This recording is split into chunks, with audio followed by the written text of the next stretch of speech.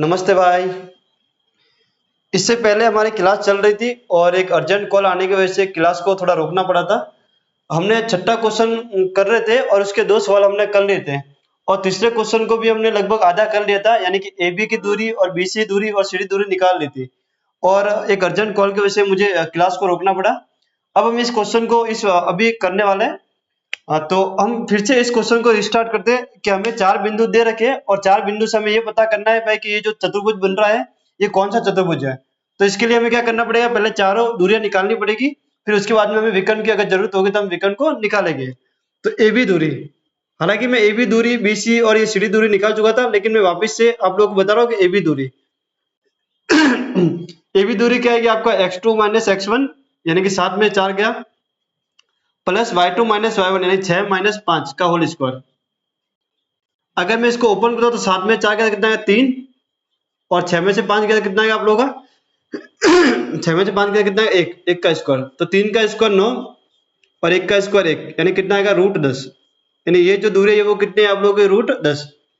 अगर मैं बीसी दूरी की बात करूं, अगर मैं बीसी दूरी की बात करूं तो क्या होगा x2 माइनस x1 यानी कि 4 माइनस 7 प्लस y2, y2 कितना आप लोगों का 3 माइनस 6 का होल स्क्वायर।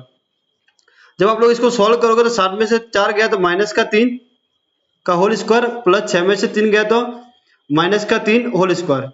आप लोग देखोगे तो 3 तिया 9 होगा और 3 तिया 9 होगा, 9 और 9 को जोड़ोगे तो आपको कितना आएगा 18। ये जो बीसी दूरी है वो कितना है रूट 18 है। अगर मैं सीडी दूरी की बात करूं सीडी दूरी की बात करूं तो x2 1 माइनस x1 यानी कि 4 का square plus x2 sorry y2 कितना माइनस 2 माइनस का 3 और इसका कितना होगा होल स्क्वायर। तो 1 में से 4 गया तो कितना है माइनस 3 का होल स्क्वायर प्लस माइनस 1 का होल स्क्वायर। 3 में से 2 गया कितना होगा 1, 3 का वर्ग करोगे आप लोग तो कितना होगा 9 और 1 का वर्ग करोगे तो कितना होगा 1, तो 9 और 1 कितना होगा 10। अगर आप लोग देखोगे तो ये वाली दूरी और ये वाली दूरी दोनों बराबर आ रही है, हो सकता है कि इसके बाद वाली दूरी इसके बराबर आ जाए।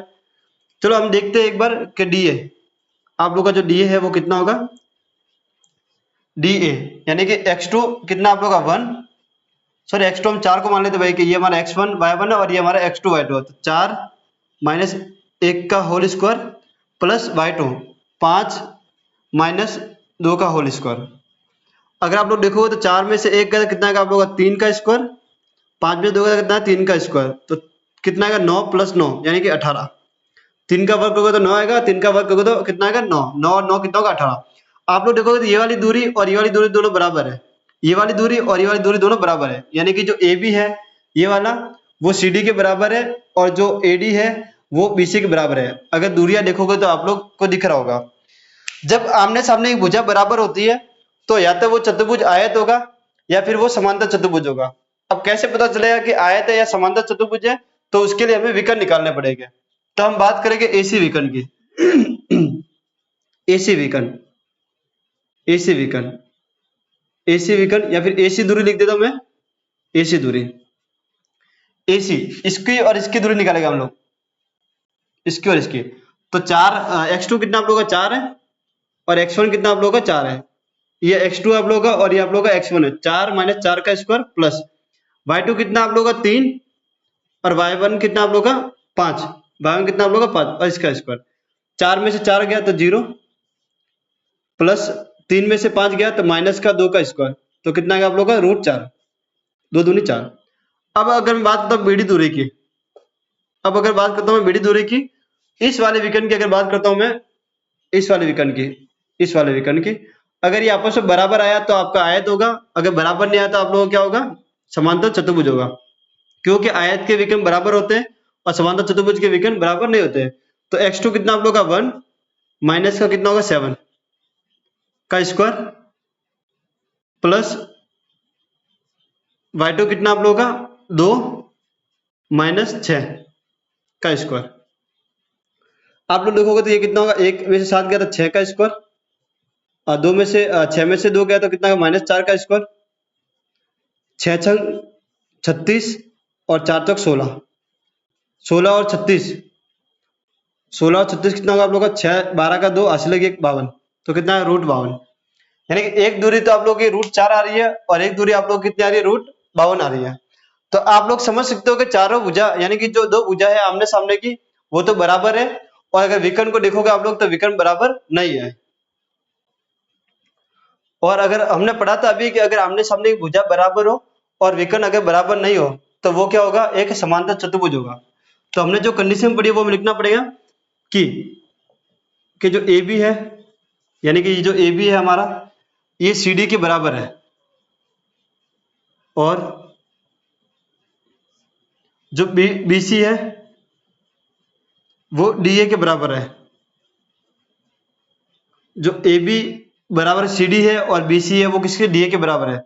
विकर्ण विकर्ण है हमारे ए सी, वो बी डी के बराबर नहीं है, बी डी के बराबर नहीं है।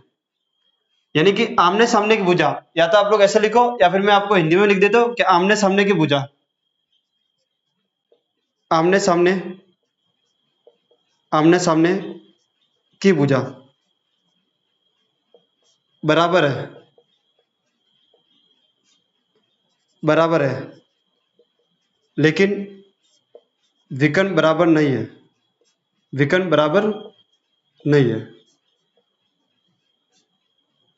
अतः ए बी सी डी एक समांतर चतुर्भुज है, चतुर्भुज है।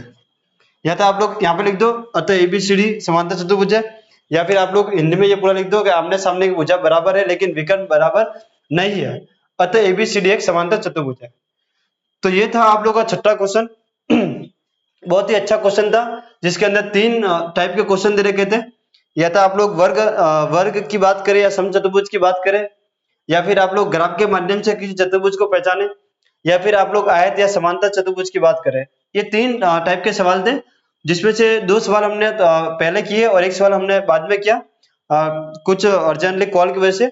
तो आप लोगों को मेरे हिसाब से समझ में आ गया होगा। आज की जो क्लास है उसको हम यहीं पर विराम देते हैं, बाकी का जो इसके आगे का पोर्शन है उसको हम लोग कल की क्लास में करेंगे।